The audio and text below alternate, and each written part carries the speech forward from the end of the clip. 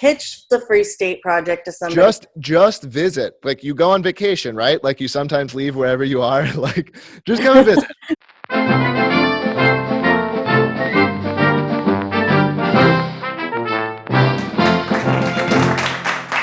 All right, everyone. Hello. Thank you for tuning into the Freckles and Britt Show. I'm Britt, and this is my beautiful co-host, Freckles, in what I'm assuming is a bear onesie.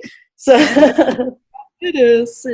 Just I think, should the bear onesie be what introduces us to your background this week? I guess. I mean, if we want to connect the two, I don't know if we want to go there. But anyway, always has been me. And then it's Hollywood, and it says, "Wait, it's all pedophiles." That's what it says. See, I can't see it, so just I don't know. But yeah, that's what it is. Ta-da! Hollywood always has been. Oh wait, it's all pedophiles. That is sad and scary because I lived maybe 5 miles from that sign for the last 20 years. So before we get started, you guys, if you're tuning in, please hit the subscribe button. We really appreciate it. We want all of the likes. Just smash the button, just do it. And then you don't even have to watch a show, just hit the button. Let's be honest about the situation here, guys. So our guest today, thank you so much for joining us, is Jeremy Kaufman. He is from the Free State Project. Thank you so much for coming on the show today. Yeah, I'm really happy to be here, and we've already started off right by talking about states and where people should be living.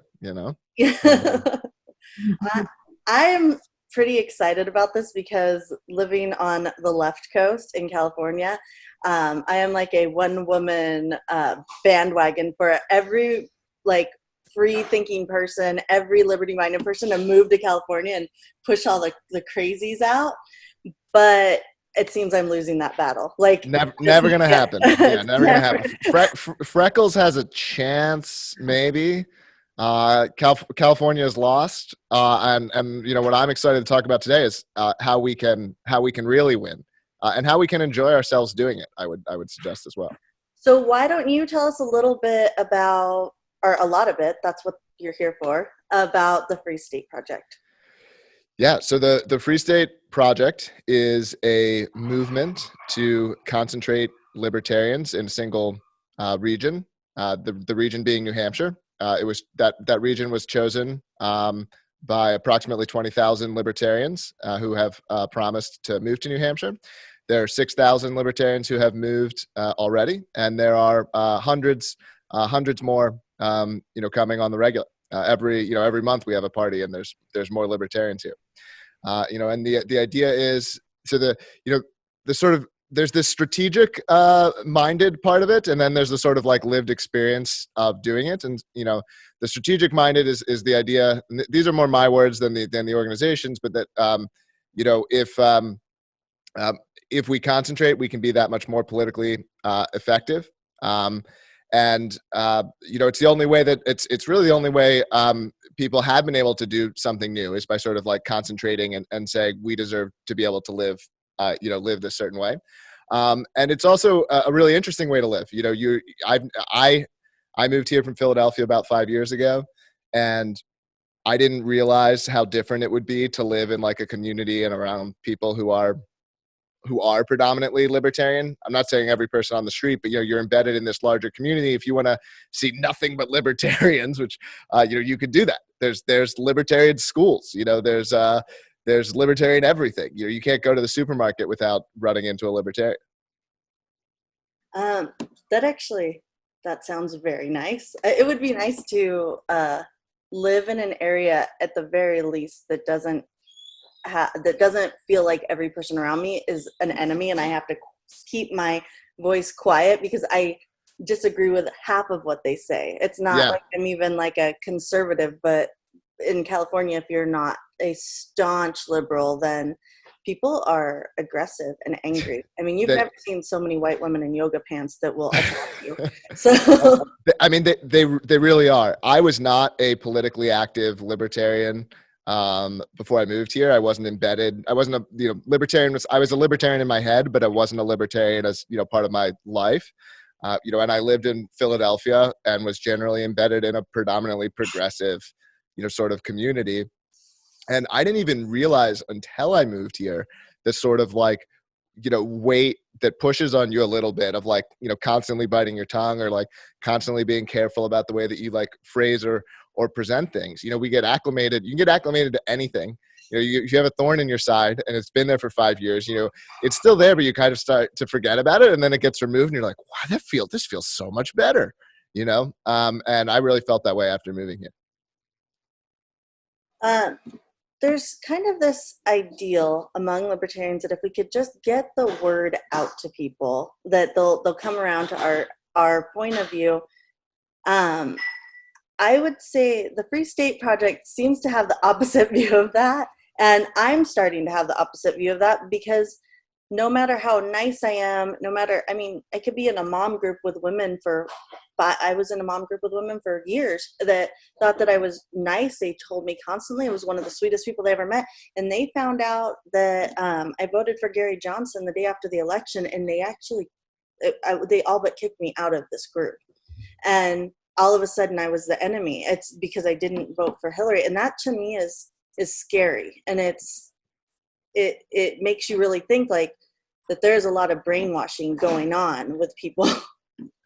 Yeah, it really is scary. And I think libertarians have, and I was completely this way myself for a long time, because we generally are the kinds of people who consider things, who look at arguments and evidence and like are willing to like think things through on our own. We want everyone else to be that way. And the truth is that like a lot of people aren't. And I think current events and everything going on right now is a great example of this, where like a lot of people aren't capable or aren't willing of doing this. And this idea that we're going to like reason people into being libertarians or evidence them into being libertarians, I think at a certain point you have to admit that this doesn't work. Like it's a fine idea in theory, but just like empirically it doesn't work. It's not working. And so instead, if you go, well, there are enough libertarians, there are millions of people who believe in the idea of libertarianism. And also, I want to also say this argument that I'm about to give. Progressives actually are receptive to this argument. Almost everyone is receptive to this argument. You're arguing about whether libertarianism is correct or not. You're attacking someone's identity and you're making them question who they are as a person. And people are going to put shields up to that, right? But if you say, hey, look, this is who I am as a person. I want to live this way. I want to live this way in which the state is not controlling so much of my life and my child and the way I raise my children and all of these things. And that's what I want for myself. And if there are millions of us who want that for ourselves, shouldn't we be allowed to have that? Right? Because look, if communists gave me that argument, I'd buy it. Right? And I'm not a communist, but I think if 1 million communists want to live somewhere very far away from me and go be crazy communists, like that doesn't bother me. Right? And so similarly, people who might be very negative to libertarianism, if you say, well, like, look, instead of it being this correct thing, it's like, look, I like chocolate, you like vanilla. This is just what I like. People are much more receptive to that when they take it as you're disagreeing on this fundamental aspect of morality or right and wrong. Can I ask why New Hampshire was picked, as that's where the libertarians were going to congregate? Yeah, so there were. I actually was not a part of the organization when the state was picked, but the people who were part of it at the time voted and chose it. Some of the criteria they looked for was small enough, so population under a certain size. New Hampshire's population is 1.2 million. In sort of how innately close they were to libertarianism already, right? So how libertarian was the existing state, how libertarian inclined was the populace. And libertarian, New Hampshire, by the way, is very libertarian. It consistently ranks as either the first or the second most libertarian state in the country, but when ranked by like Cato and other organizations. And I'll tell you that living here as well, there's very much just a live and let live attitude, even if people, wouldn't describe themselves as libertarians explicitly. Like it definitely is among the people. You know, there's a gun culture. Ron Paul was super popular. There's a sort of like, you know, it's not like New Hampshire is very different from Vermont, you know, Massachusetts and Maine. And so if you're someone who is not familiar with the intricacies of the region, like do not lump New Hampshire in with, you know, the way you would think of Massachusetts or Vermont or these kinds of places. Um, um, so what were some of the other criteria? I mean, just like kind of could it be strategically successful? How nice was it to live there? You know, so like Wyoming, I believe, was number 2 and Alaska was number 3. You know, so these were the other states when the original choosing happened. And one of the reasons New Hampshire won out against those was like you're still in a major metro area. If I live in southern New Hampshire, I am in the Boston metro. You know, so you're connected to in terms of like high tech jobs. You know, these kinds of things. You know, airports, easy travel compared to something like a Wyoming or in Alaska. Do you feel living there now and having this different kind of political climate that it's actually less, I guess, well, I would think it would be less stress, but less political constantly? Just as an example, like I said, being in Los Angeles, I constantly feel like that's always the elephant in the room. And when people start to talk about politics, I'm always picking my battles. Am I going to be quiet? Am I going to say something? How am I not going to enrage my extremely leftist in-laws? Like how do you feel just living in a different area that it kind of frees you up not to just have to feel that burden all the time? Yeah, I mean, between my work and my community here, I don't feel it at all. I'm not going to pretend that you couldn't feel it anywhere. There's still progressive cultures within the state, you know, so that you could have certain jobs or be in a certain community where you might still feel it. But I think like in general, you're not going to feel it. Only in a small number of cities in the state would you probably feel it in terms of just sort of being around you. You know, New Hampshire is pretty purple and somewhat anti-establishment, as much as a state can ever be anti-establishment on the whole. You know, like it's skeptical of things. So you're not. It's tough to. I very rarely get the feeling that there's just like complete groupthink, you know, in one area or place. Yeah. So and if you go work at, you know, NPR, you know, I'm sure there's. Yeah. But you're not going to be at a barbecue most likely and someone's screaming at your face. No. If you don't love Joe Biden, you're supporting Trump. And if you're, you know, or vice versa, depending on where you are in the country. None of that. That sounds amazing. I'm ready to pack my bags at this point. Well, the thing that I would say is like, if you're remotely interested in this idea, the number one, you don't have to, I mean, I'm not trying to ruin a potential sale here because we want to have you, but just come out and visit. We have a whole program where we'll like help you meet people, help you plan a trip. It's at fsp.org /visit or /visit NH. Probably both of them. Our web guy is good like that. Because if we make a mistake, he's just like, I'll just add it, you know, so. If it's not at one of those pages, at both of them, it will be soon. I'll put them all in the link. I'll just look it all up. Yeah, but we'll help you. We'll help you plan a trip. I'll help you personally plan a trip. For anyone listening to this, you can email me directly, and I'll help you. I'll help you plan a trip. There's also 2 major events. Well, there's like 3 or 4 major events, but PorcFest is the biggest one, although it just happened. If you've heard of PorcFest, it's a sort of outdoor libertarian festival that goes on for almost a full week. And it still happened this year. We had it. Every other libertarian event got canceled. If you want to know how Free Staters roll, we had our PorcFest that was this my year. Question. I know. Yeah. It's normally it kicks off on my birthday, June 22nd, or it did this year at least. So I was gonna ask if it still went on. I know everything else in the world has pretty much been canceled. So I mean, that's amazing that you guys were still able to.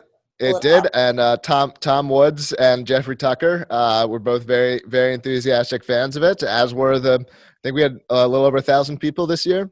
So attendance a little down due to not that surprisingly, but yeah, it was great. I think for a lot of people, it was, we had some people come from pretty far away who, you know, had some stories of what it was like, you know, in their state. I understand California's pretty bad, especially if you're in LA. we never had we had a brief sort of half-assed kind of lockdown, and that's it. That's really the only thing the state ever did, and New Hampshire's done really well. So Yeah. I want to ask, since we're kind of on that vein, like about the masks, because Yeah. Freckles and I think have not different views. We both are very adamant that people shouldn't be forced to wear masks, but I am a person that I will put a mask on. I will put 2 masks on. I will put gloves on. I sanitize. Nothing comes in my house until it's been sitting in the garage for 3 days. I bought an extra freezer. Because I have a son with type 1 diabetes. I'm terrified of COVID. Yeah.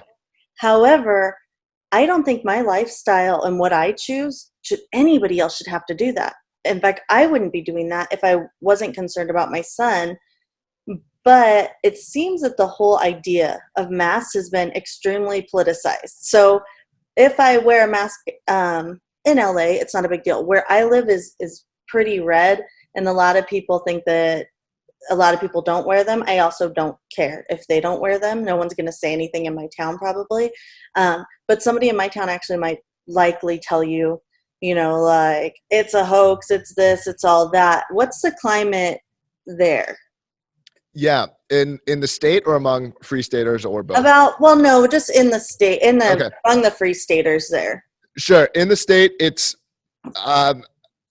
well, like in California, it probably is going to go a little bit town by town. I believe a couple of towns do have mask ordinances. The vast majority do not, and the towns that do would be like like I think something like Durham or other seacoast towns that are centered around the or upstate centered around the college.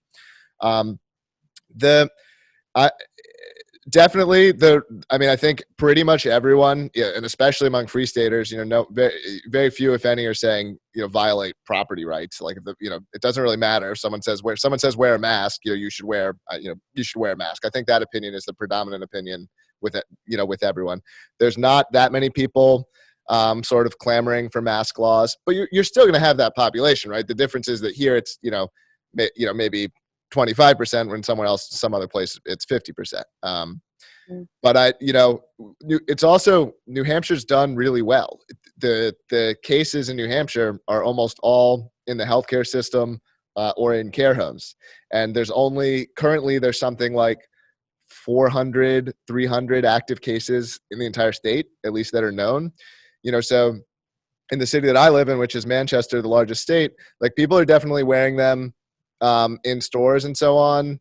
But like, restaurants are open and even bars are open.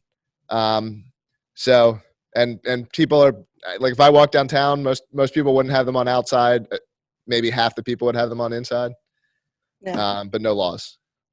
It sounds like, you could correct me if I'm wrong, it sounds like the overall vibe is much easier. It's just easier to live there. Yeah. Yeah. I mean, the thing is, like, New Hampshire does have that sort of, it does have that sort of Puritan inspired, like, people are conscientious and responsible, to a degree, like, much more than any other place I've lived. I feel much more that way in terms of, people sort of just generally having that attitude of, like, looking out for their neighbor and looking out for their town, and people want to do good and, do right by others. I think that's like a pretty common sentiment among people here. That seems extremely different from the view of or the view that's put on liberty-minded people, especially on Twitter. I know for myself, I'm one of those people that we always have like a cause or something that we're trying to do. I don't expect anyone else to do it. But just kind of as a liberty-minded person, I think, like, I don't want the state taking care of things, and where I can help, I will. Because some people can't, pick up the pieces in certain areas, so I don't mind helping. That seems like the kind of vibe I'm getting, like, just a more community oriented vibe where people are just kind of willing to help. They're not forced to, but they just kind of want to.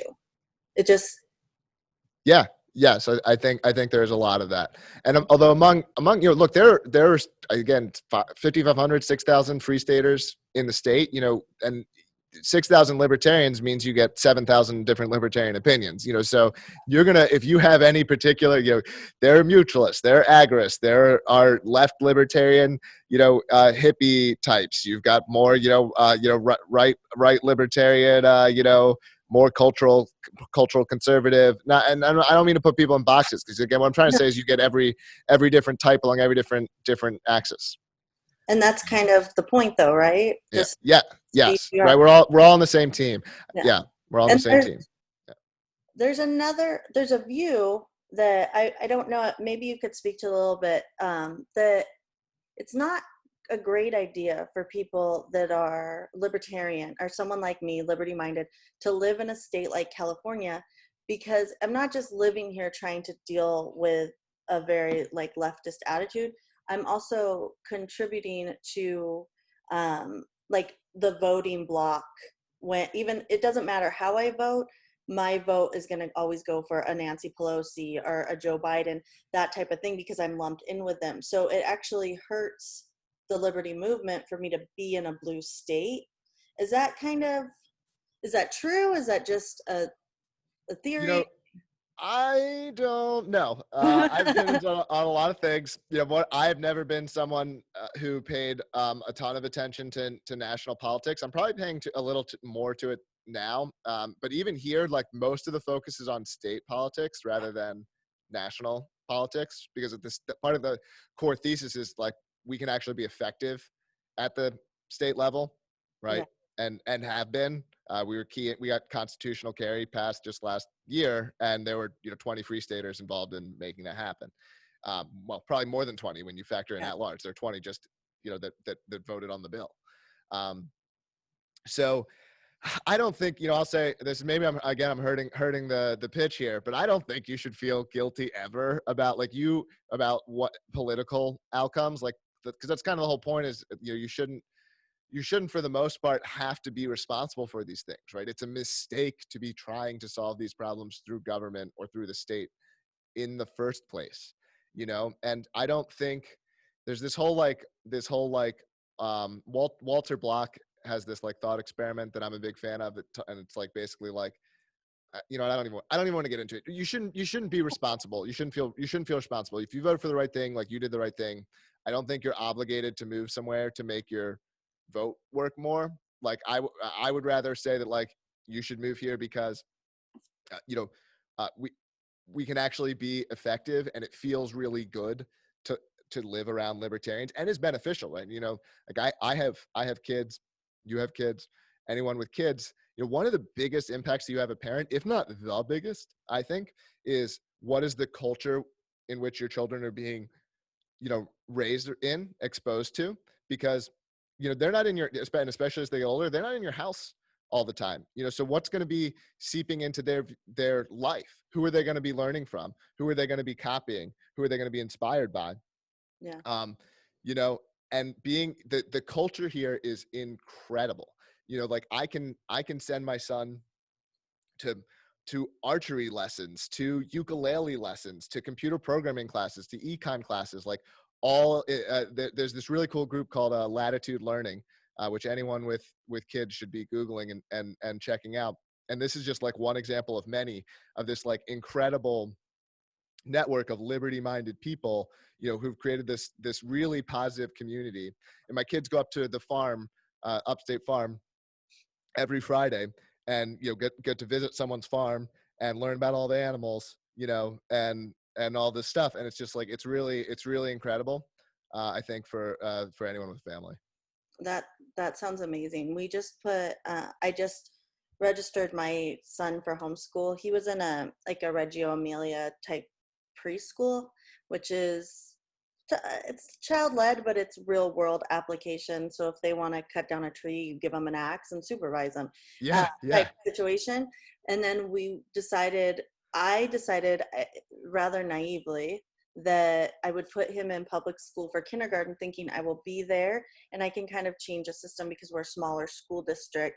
One of the things that I realized, though, in a public school district is that they have no problem taking taxpayer money and getting more money for a child that has a disability and not giving it to that kid to use. I mean, I realize this is not a fight that I'm willing to fight, and not to put my kid's life on the line, and his education. So we signed him up for homeschool, um, literally the week before the shutdown. So they said, you know what, we're not taking anyone else.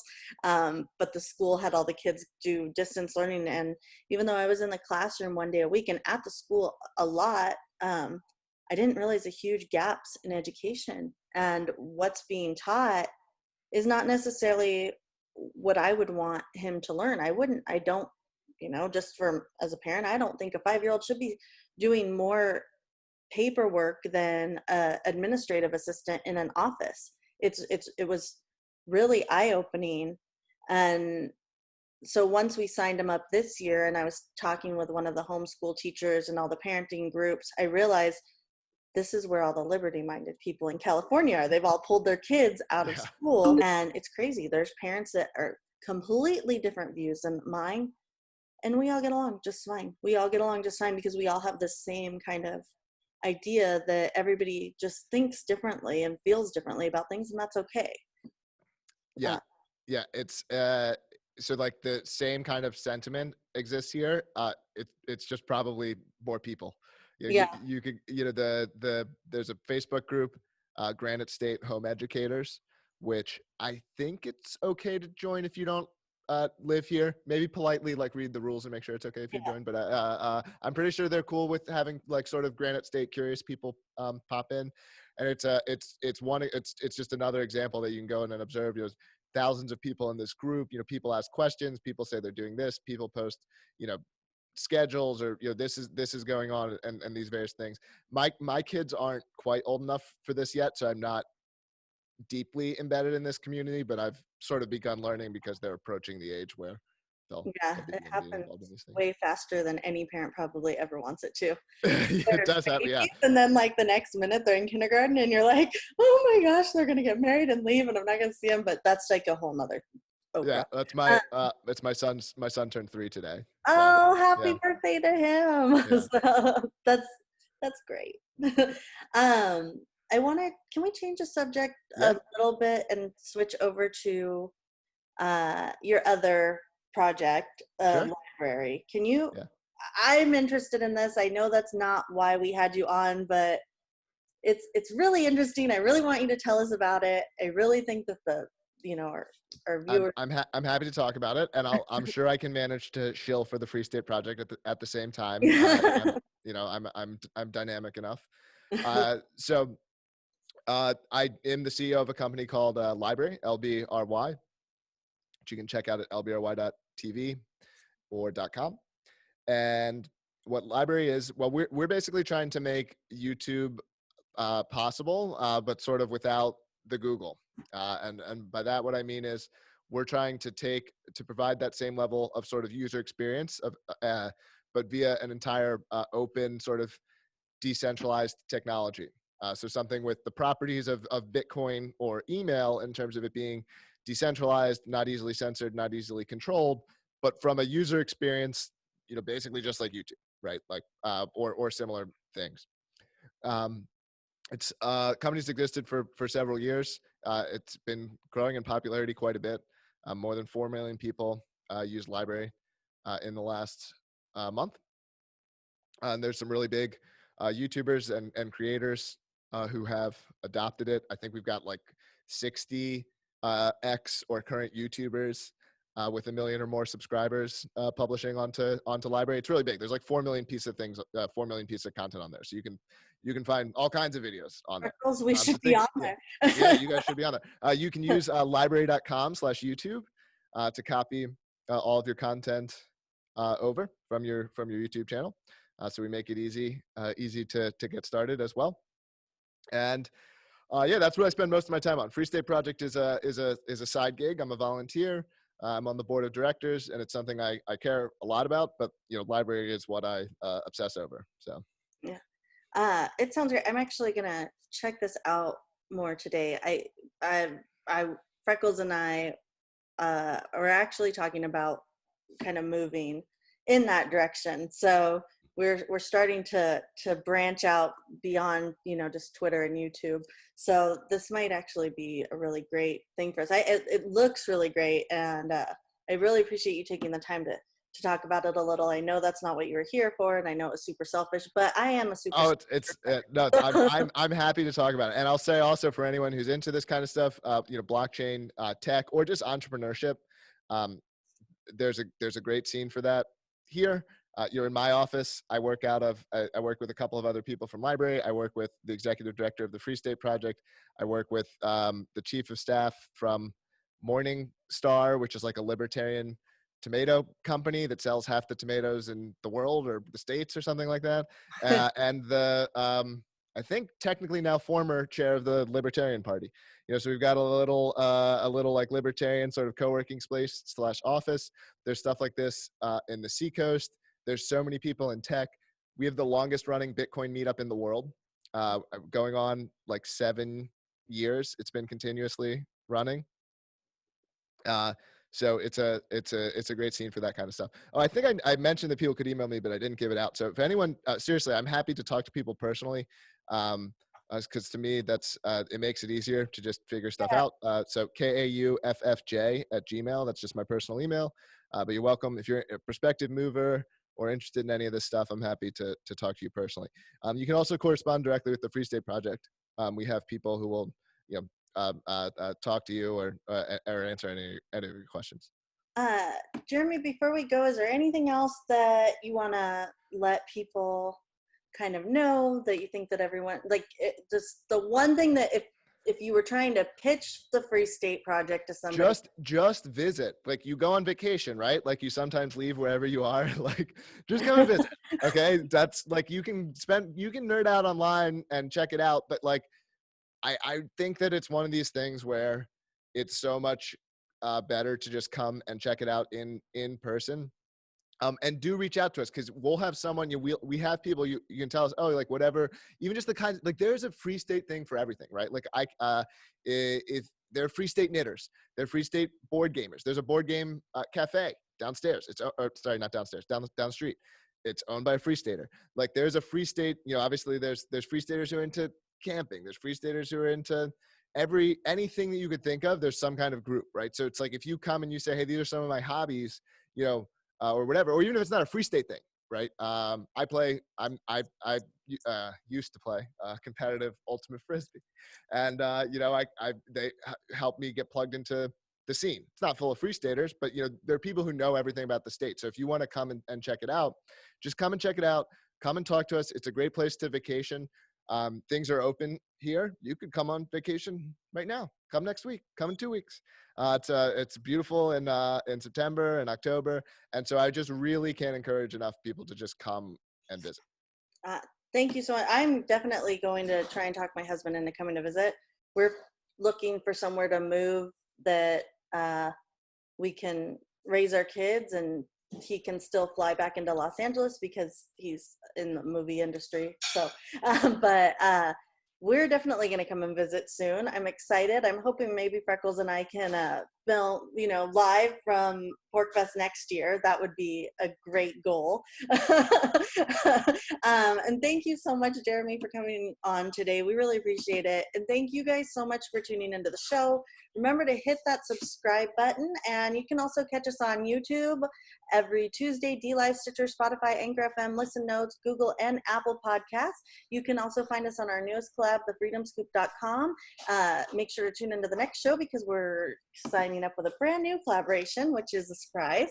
Also, hop on over and check out some of the content from other great creators on Freedom Scoop. We can't do the show without you guys, and we appreciate all of you. If you'd like to support the show, click on the link in the description below, or go to anchor.fm, click the support tab. Your small monthly donation helps us sustain future episodes. Again, I'm Britt. You can find me on Twitter at Tweets by Britt. You can find me on Parler at Parleys by Britt, and my always fabulous co-host is Freckles. You can find her on Parler and Twitter at Freckled Liberty. Last but not least, a very big thank you to our guest today, Jeremy Kauffman from the Free State Project and Library. Find him on Twitter at Jeremy Kauffman. Follow the Free State Project on Twitter at Free State NH, and you can also go to Library on Twitter at LVRY Thanks again for tuning in. We can't wait to do this again next time. Bye.